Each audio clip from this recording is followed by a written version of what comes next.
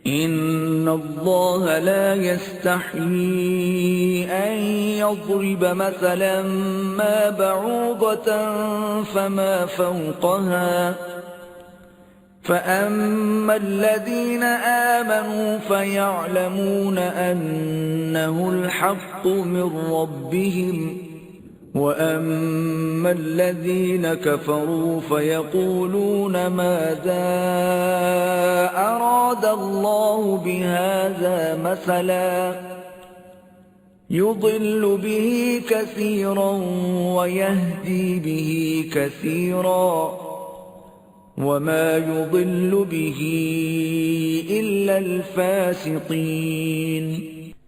بے شک اللہ اس بات سے نہیں شرماتا کہ سمجھانے کے لیے کوئی بھی مثال بیان فرمائے، خواہ مچھر کی ہو یا ایسی چیز کی جو حقارت میں اس سے بھی بڑھ کر ہو، تو جو لوگ ایمان لائے وہ خوب جانتے ہیں کہ یہ مثال ان کے رب کی طرف سے حق کی نشاندہی ہے، اور جنہوں نے کفر اختیار کیا وہ اسے سن کر یہ کہتے ہیں کہ ایسی تمثیل سے اللہ کو کیا سروکار۔ اس طرح اللہ ایک ہی بات کے ذریعے بہت سے لوگوں کو گمراہ ٹھہراتا ہے اور بہت سے لوگوں کو ہدایت دیتا ہے، اور اس سے صرف انہی کو گمراہی میں ڈالتا ہے جو پہلے ہی نافرمان ہیں۔ الذين ينقضون عهد الله من بعد ميثاقه ويقطعون ما أمر الله به أن يوصل ويفسدون في الأرض أولئك هم الخاسرون۔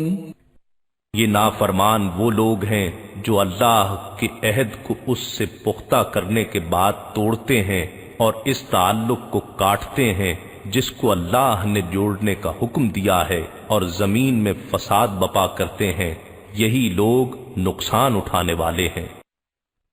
كيف تكفرون بالله وكنتم أمواتا فأحياكم ثم يميتكم ثم يحييكم ثم إليه ترجعون۔ تم کس طرح اللہ کا انکار کرتے ہو حالانکہ تم بے جان تھے، اس نے تمہیں زندگی بخشی، پھر تمہیں موت سے ہمکنار کرے گا اور پھر تمہیں زندہ کرے گا، پھر تم اسی کی طرف لوٹائے جاؤ گے۔ هو الذي خلق لكم ما في الأرض جميعا ثم استوى إلى السماء فسواهن 7 سماوات وهو بكل شيء عليم۔ وہی ہے جس نے سب کچھ جو زمین میں ہے تمہارے لیے پیدا کیا، پھر وہ کائنات کے بالائی حصوں کی طرف متوجہ ہوا تو اس نے انہیں درست کر کے ان کے 7 آسمانی طبقات بنا دیے، اور وہ ہر چیز کا جاننے والا ہے۔ وَإِذْ قَالَ رَبُّكَ لِلْمَلَائِكَةِ إِنِّي جَاعِلٌ فِي الْأَرْضِ خَلِيفَةً قالوا أتجعل فيها من يفسد فيها ويسفك الدماء ونحن نسبح بحمدك ونقدس لك قال إني أعلم ما لا تعلمون۔ اور وہ وقت یاد کریں جب آپ کے رب نے فرشتوں سے فرمایا کہ میں زمین میں اپنا نائب بنانے والا ہوں۔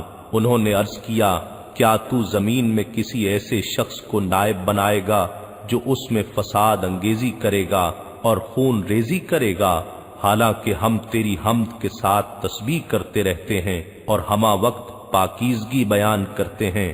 اللہ نے فرمایا میں وہ کچھ جانتا ہوں جو تم نہیں جانتے۔ وَعَلَّمَ آدَمَ الْأَسْمَاءَ